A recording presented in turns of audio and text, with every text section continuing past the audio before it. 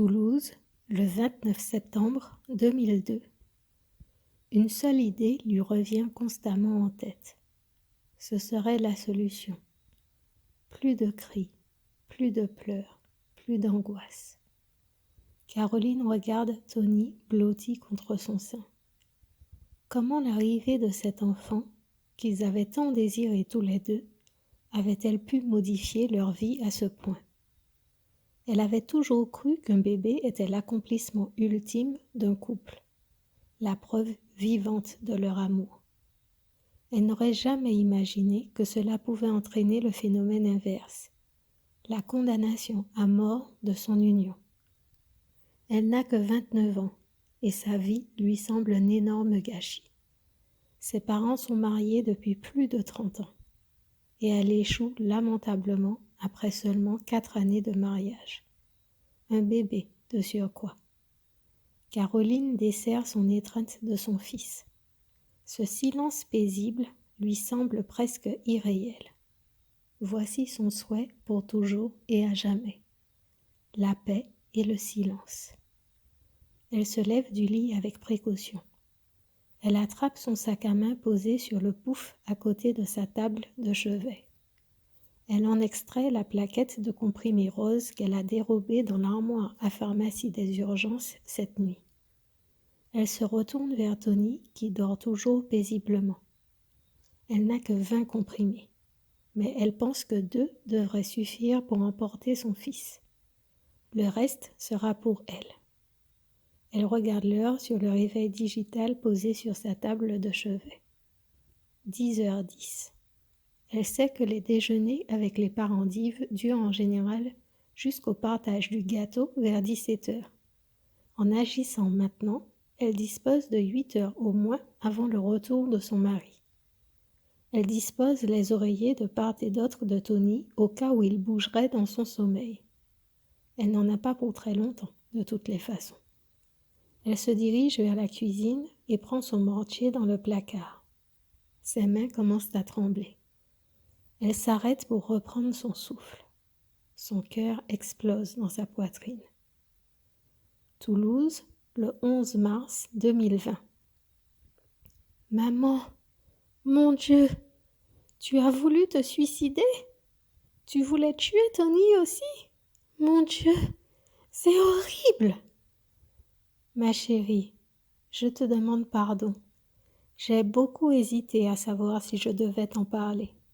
Finalement, j'ai choisi de le faire pour t'expliquer à quel point je suis heureuse de n'avoir pas mené mon projet à son terme. Regarde comme je suis heureuse aujourd'hui avec ton père et vous. Je serais passée à côté de tout ce bonheur si je n'avais pas réussi à voir au-delà de la tempête dans laquelle je me débattais. Mon Dieu, maman! Isabelle éclate en sanglots. Sa mère la prend dans ses bras. Les larmes coulent doucement sur ses joues. Elle réalise plus que jamais à quel point elle aurait commis une fatale erreur. Elle n'avait même pas pensé à ses parents pendant qu'elle planifiait son geste. Comment aurait-il surmonté ce drame? Ma chérie, regarde-moi, je t'en prie.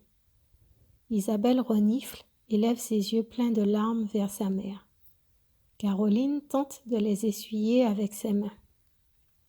Ma chérie, si je te raconte tout cela aujourd'hui, c'est parce que je sais que la vie peut paraître dure et cruelle par moments. Je sais, par expérience, que parfois tu pourras te sentir seule et croire que la vie n'a pas de sens et qu'il vaudrait mieux en finir. Alors je t'en supplie, si ces moments difficiles arrivent un jour, je t'en prie, repense à notre conversation d'aujourd'hui. Rappelle-toi que ta vieille mère avait failli foutre sa vie en l'air. Sa vie et celle d'un petit innocent en plus. Je n'aurais jamais eu la chance de te serrer dans mes bras. Tu réalises quelle immense bêtise ce serait? Je t'aime tellement, mon cœur, et je n'aurais jamais su de quel immense bonheur je me serais privée. Mais qu'est-ce qui t'a fait changer d'avis finalement? Toulouse, le 29 septembre 2002. Caroline écrase les 2 premiers comprimés dans le mortier en bois. Habituellement, il servait surtout pour l'ail et le gingembre, Elle n'aurait jamais soupçonné pouvoir l'utiliser pour mettre fin à ses jours. Elle attrape un biberon et y verse la poudre rose. Elle verse quelques gouttes de jus de pomme. Elle va laisser poser un peu pour que la poudre soit bien diluée. Elle regarde la plaquette avec les 18 comprimés. Aura-t-elle le courage de les avaler deux par deux? Ou alors elle les écrase également et les prend dans du jus comme Tony. La deuxième option serait plus rapide. Davantage de préparation pour tous les piler. Mais après, elle aurait moins de temps pour réfléchir pour les ingérer. Sa main ne tremble plus quand elle saisit le blister. La sonnerie de la porte d'entrée interrompt son geste. Elle s'arrête. Surprise. Qui peut bien venir à cette heure? Un dimanche en plus? C'est probablement une erreur. Elle reporte son attention sur les comprimés. La sonnerie retentit de nouveau. Merde! Le bruit risque de réveiller Tony. Elle se précipite vers la porte d'entrée. Surprise en regardant à travers le Judas. C'est Pierre. Toulouse, le 11 mars 2020. Papa? Mais qu'est-ce qu'il vient faire là? Si tu poses autant de questions, je ne finirai jamais cette histoire, dit Caroline en souriant à sa fille. Isabelle avait cessé de pleurer. Caroline se sentait mieux maintenant. Elle savait qu'elle allait aborder le tournant de son récit. Ce n'est pas de ma faute. Je ne m'attendais pas à l'irruption de papa à ce moment-là. Moi non plus, je peux te l'assurer. Continue, je t'écoute. Je te remercie. Toulouse, le 29 septembre 2002. Caroline ouvre aussitôt la porte. Pierre affiche une mine inhabituelle. Il a l'air grave, soucieux. Que se passe-t-il, Pierre? Salut, Caroline. Comment vas-tu? Excuse-moi, Pierre. Salut. Je vais bien, mais qu'est-ce qu'il y a? Tu ne m'as pas répondu. Il y a un problème? Yves va bien? Réponds-moi, je t'en prie. Calme-toi, Caro. Tout va bien. Yves va bien. Il est chez les parents. J'étais passée leur remettre des baguettes en sortant de la boulangerie. J'ai trouvé étonnant qu'Yves soit déjà arrivé. Il m'a raconté votre dispute et il m'a dit que Tony avait de la fièvre. J'ai préféré venir m'assurer que vous alliez bien. J'ai choisi de ne rien dire à mon petit frère, mais je ne trouve pas correct de sa part de te laisser t'occuper seul du bébé, alors que tu laisses une garde de nuit. C'est gentil de ta part, mais nous allons bien. Je lui ai fait prendre un bain et il dort. Tu dormais déjà? Je m'excuse si je t'ai réveillé, mais je ne saurais pas dire pourquoi je me sentais inquiet. Non, je ne dormais pas encore. Les pleurs de Tony montent crescendo de la chambre. Mince, je suis désolée. La sonnette l'a probablement réveillé. Si tu veux, je te propose de m'occuper de lui pendant que tu vas dormir. C'est vraiment sympa de ta part, mais je vais me débrouiller, rassure-toi. Caroline? Les cris sont de plus en plus perçants. Tu peux t'installer sur le canapé. Je vais chercher mon petit monstre. Ok, je vais pouvoir faire un bisou à mon super neveu. Caroline trouve Tony tout rouge d'avoir crié. Elle le prend dans ses bras. Il continue de s'agiter et de pleurer. Arrivé dans le salon, il est toujours en pleurs. Viens faire un câlin à ton tonton, mon grand. Bonjour, Tony. Aussitôt dans les bras de Pierre, le petit bonhomme cesse de pleurer. En voilà un qui est content de voir son tonton. Qu'est-ce qui ne va pas, mon grand? Tu peux tout raconter à tonton Pierre. Je te promets de ne rien répéter à personne. Personne, je te jure, ni ton papa, ni ta maman. Pierre fait mine de rapprocher Tony de son oreille, comme si le petit bout de chou lui faisait des confidences. Caroline esquive un sourire en le voyant faire. Son beau-frère ferait un papa extraordinaire. Il montrait des trésors de patience avec son neveu. La femme qui partagerait sa vie avec lui aurait énormément de chance. Ah, je comprends mieux. Tu vois que ça fait du bien de parler. Regarde comme tu te sens serein maintenant. On dit merci à qui? Caroline ne peut s'empêcher d'éclater de rire. Tu exagères, Pierre. Je suis bien d'accord pour parler convenablement à un bébé, mais là, Tu fais fort, serein. Oui, et alors? Il n'est jamais trop tôt pour apprendre du vocabulaire. En tout cas, moi, j'ai des résultats. Regarde. Caroline se rapproche doucement d'eux. Tony avait déjà les yeux fermés. Il avait véritablement l'air serein et apaisé. Elle retrousse ses lèvres. Bravo, Pierre. Tu m'en bouches un coin sur ce coup. Je te prie de ne pas parler trop fort pour ne pas saboter mon travail. Caroline, s'il te plaît, je te prie d'accepter mon aide. Va dormir pendant que je reste m'occuper de Tony. Je te demande juste de me laisser un biberon prêt et je m'occupe de tout. Elle se sent détendue maintenant. Toute l'angoisse qu'elle éprouvait s'était dissipée avec l'attention que Pierre leur avait manifestée. Dieu lui avait peut-être offert le répit qu'elle désirait tant pour quelques heures au moins. Elle pouvait au moins accepter pour le moment. Elle aurait le temps de voir la suite. Tu es un amour, Pierre. Je ne te remercierai jamais assez. Je te prépare un biberon de jus de pomme au réfrigérateur et un biberon de lait que tu pourras réchauffer 10 secondes au micro-ondes. D'accord. Je vérifie la température dans le creux du poignet avant de lui donner à boire. Et je suppose que je vais trouver le nécessaire pour le changer dans sa chambre à côté de la table allongée. Exactement. Tu as tout bon. Merci infiniment, Pierre. Si tu as besoin, n'hésite surtout pas à me réveiller. Je pense que nous arriverons à nous passer de toi, mais je sais où te trouver. Rassure-toi. Caroline se rend dans la cuisine pour préparer les biberons. Cela lui fait une drôle d'impression de voir les médicaments sur le plan de travail. Sans la visite inattendue de Pierre, Tony et elle seraient déjà dans un sommeil profond. Elle jette le contenu du biberon et le met à tremper. Elle rince soigneusement le mortier et le pilon. Elle prépare les 2 biberons annoncés à son beau-frère. Elle glisse soigneusement la plaquette de médicaments dans sa poche. Tu peux le mettre dans son berceau maintenant qu'il dort. Tu seras plus à ton aise si tu veux t'allonger sur le canapé et regarder la télévision. Allez vous coucher, madame. Laissez-moi m'occuper de mon neveu comme je l'entends. Ok, chef, à tout à l'heure. Les biberons sont prêts dans la cuisine. Dors bien, Caroline. Fais de beaux rêves. Toulouse, le 11 mars 2020. Pour changer de leurs habitudes, Isabelle s'est installée en face de sa mère, à la place qu'occupe son père quand il est présent. Pour écourter le temps en cuisine, elles avaient décidé de réchauffer le reste du velouté de courgettes de la veille et de prendre une part de tarte. Isabelle est impatiente de connaître la suite de l'histoire de sa mère. Maman, je sais que nous n'avons pas l'habitude de faire les grâces quand Tati Gabrielle n'est pas là, mais j'aimerais bien les faire ce soir, s'il te plaît.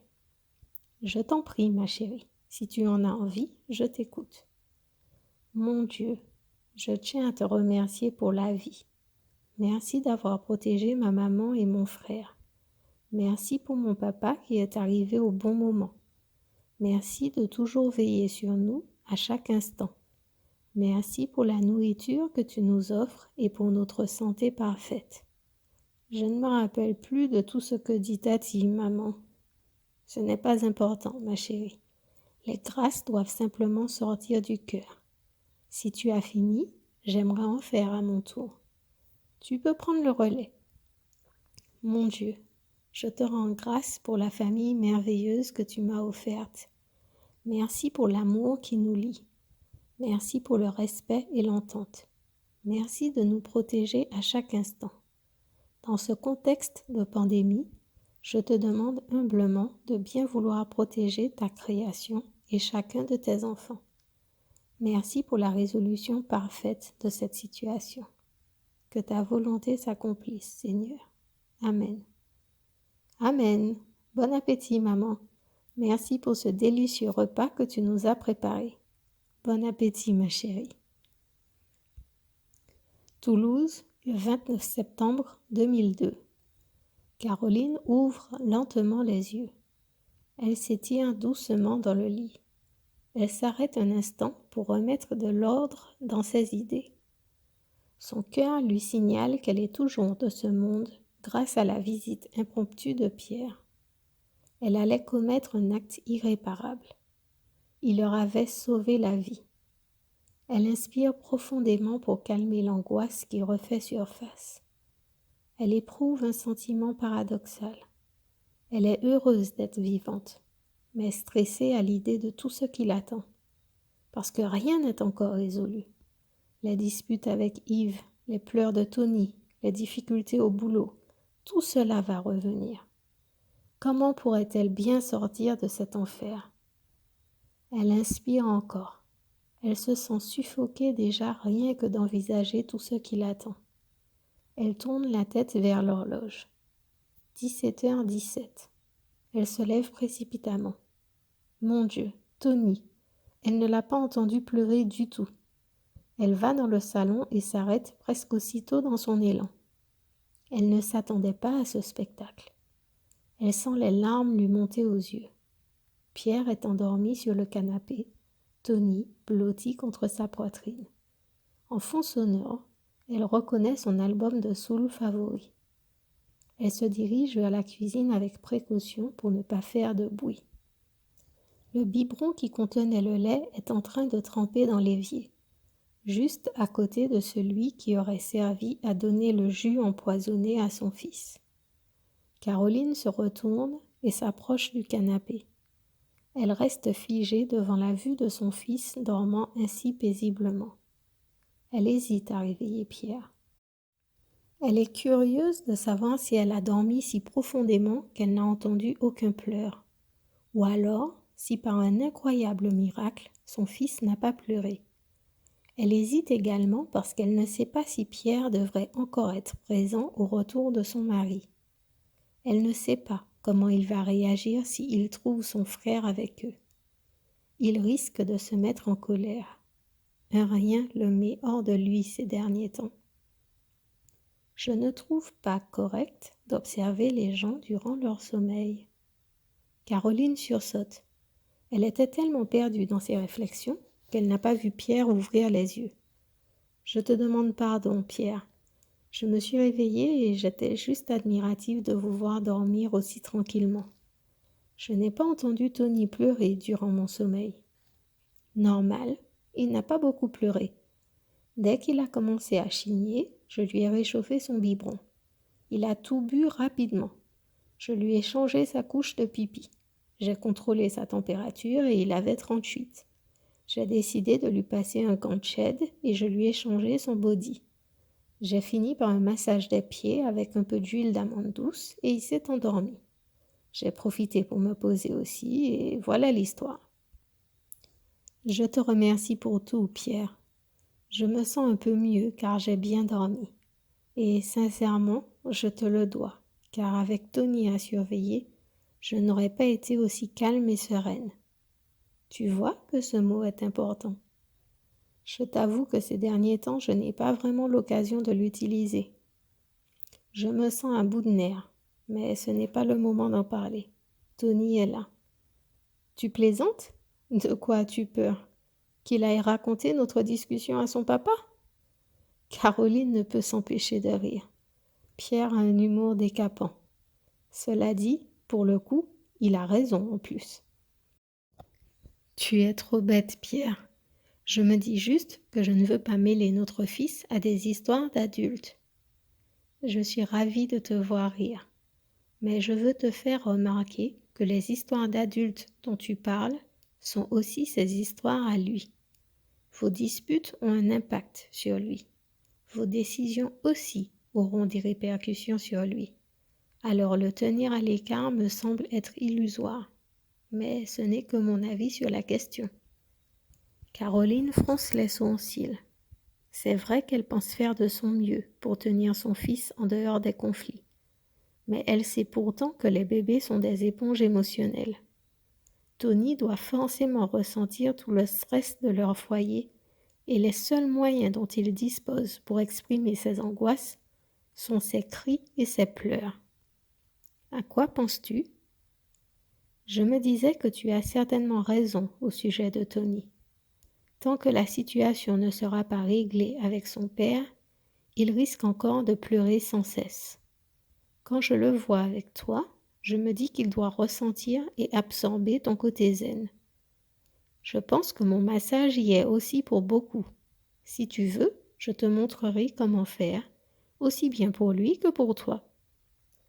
Merci Pierre, mais je pense que Yves ne devrait pas tarder à rentrer. Je ne sais pas si c'est une bonne idée que tu sois encore présent à son arrivée. Tu es sérieuse? Pourquoi? Je n'ai rien fait de mal? Je n'ai fait que rendre visite à mon neveu malade. Je sais, mais rien l'irrite depuis quelque temps. Je préfère éviter les sujets de dispute. Lui as-tu demandé ce qui lui arrive? Peut-être qu'il a des soucis au boulot. Je ne cherche pas à excuser son comportement. Je souhaite seulement comprendre ce qu'il se passe. Moi aussi, j'aimerais comprendre. Il m'a dit que depuis qu'il a été affecté dans le service d'orthopédie, il a davantage de boulot, que c'est plus lourd physiquement et qu'il est épuisé. Je peux entendre son discours, mais il devrait pouvoir entendre le mien également. Moi aussi, je suis vidée quand je sors du travail. Mais cela ne m'empêche pas de faire la part des choses et de savoir que j'ai une famille qui m'attend. Et que surtout, je ne dois pas passer mes frustrations, mes angoisses ou mes colères sur Tony et lui. Tu sais, les parents ne vont pas le reconnaître. Mais Yves a toujours été leur chouchou. Ils lui ont passé tous les caprices et l'ont élevé comme un enfant roi. Je ne serais pas surpris s'il se sent déstabilisé par la concurrence que représente Tony de façon inconsciente. Cela me semble un peu gros comme hypothèse. Tony se met soudain à pleurer. « Coucou mon grand, tu viens voir maman ?» Après un regard à son oncle, il tend ses bras vers sa mère. « Coucou mon bébé, tu as fait un gros dodo avec tonton. On va prendre la température pour voir si tu te sens mieux. Hein, mon bébé? Allez-y, je vais laver les biberons en attendant. Mais non, Pierre, reste tranquille, tu en as déjà assez fait. On revient dans un instant. Aussitôt Caroline et Tony entrés dans la chambre, Pierre gagne la cuisine. Il était en train de laver les biberons quand son frère était arrivé dans son dos. « Je peux savoir ce que tu fais ici ?» Pierre se retourne, surpris. « Ah, salut Yves. Je suis venu voir comment Caroline s'en sortait avec Tony. »« Et tu fais déjà la vaisselle dans le même temps. Qu'est-ce que tu cherches à montrer ?»« Hein? De quoi tu parles ? Tu veux me faire passer pour un minable, un bon à rien, un époux inutile pendant que tu es aux petits soins. »« Yves, je ne comprends absolument rien à ce que tu racontes. Je donne un coup de main. C'est tout.